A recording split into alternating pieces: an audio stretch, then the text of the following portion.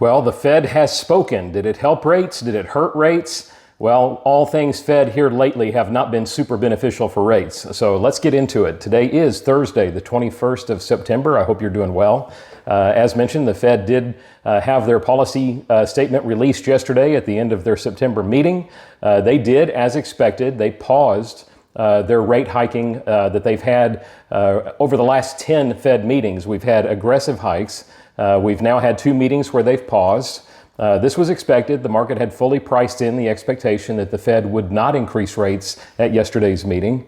However, there was only about a 40% chance that the Fed would move higher at either the November 1 or the December 13 meeting that are upcoming. These are the 2 remaining meetings for the Fed at which they're going to revise monetary policy. So there was only about 1 in 3 economists that were predicting that the Fed would move at either of those meetings to continue a tightening pace. There is now a 100% chance being baked into current pricing that the Fed will move at one of those 2 meetings based on the Fed's rate predictions that they released along with their meetings from yesterday, minutes from yesterday's meetings.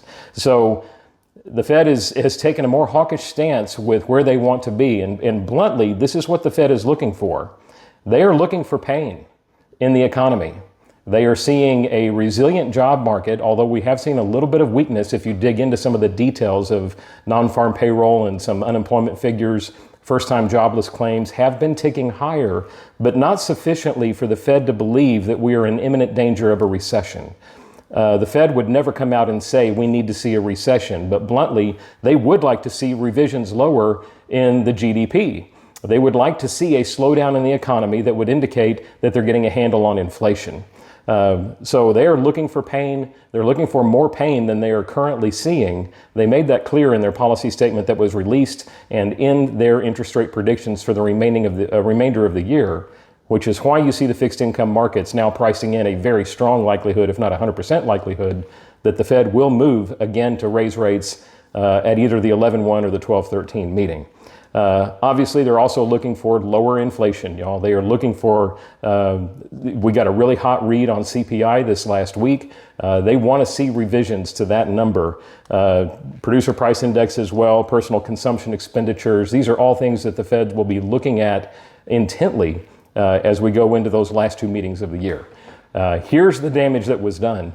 Yesterday, or today rather, we are sitting in the Mortgage News Daily survey for a 30-year fixed conforming. 7.47%. So that takes us right back to where we were 30 days ago, y'all. That's right at 23-year highs in interest rates. Yesterday, we were at 7.33. So we're up 1/8 of a point from yesterday's pricing, which is a significant one-day increase, y'all. 1 week ago, we were at 7.24, so we're up 1/4% in a week.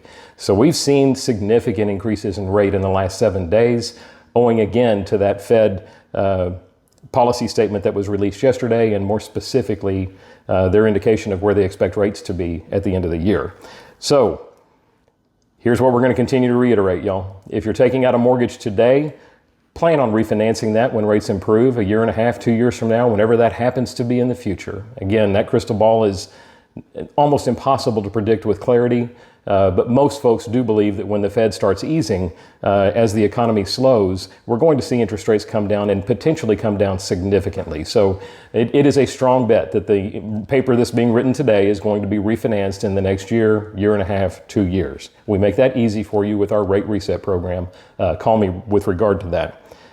Expect to pay points, y'all. When we see interest rates increasing as they have, particularly over the last 7 days, it becomes very difficult to escape points. And what I mean by that is the penalty for not paying at least 1 point becomes really, really onerous on the borrower. You could see a 1/2 point, 5/8 of a point, even 3/4 of a point increase if you were trying to escape paying any discount. That has a very, very short return on investment for that point when you see that kind of a gap. And that happens whenever we see interest rates increasing the way they are, because bluntly, the market is factoring in the fact that these loans are just not going to be on the books very long. And there's not much revenue in them for that reason. So you see that get stacked more to the front end in the form of buyer closing costs, which brings up my last point. I'm seeing significant seller concessions now, y'all. The majority of the contracts that I'm receiving now on houses that I'm financing currently contain significant seller concessions. So we are shifting more to the buyer side, even though inventories are still tight.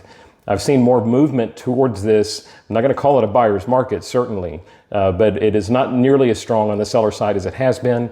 So here's the thing that I would consider doing, and the way to set this up in your mind when we're looking at a situation where rates are sitting at these multi-decade highs. Folks don't want to dive into the marketplace. My advice would be go ahead and dive in while we're seeing some softening on the seller side. Have them pay as much of your closing cost as you can on the current contract. And then when you refinance that house a year and a half from now, you get the rate you want, but you've also got the house that you wanted without the competition that those lower rates are going to bring us on the seller side. So in any event, I hope this information is helpful for you, for your clients. We do love receiving your referrals. We do love the vote of confidence that displays. We do strive to do an amazing job for your clients. We've got almost 300 reviews online, nearly all of them 5-star.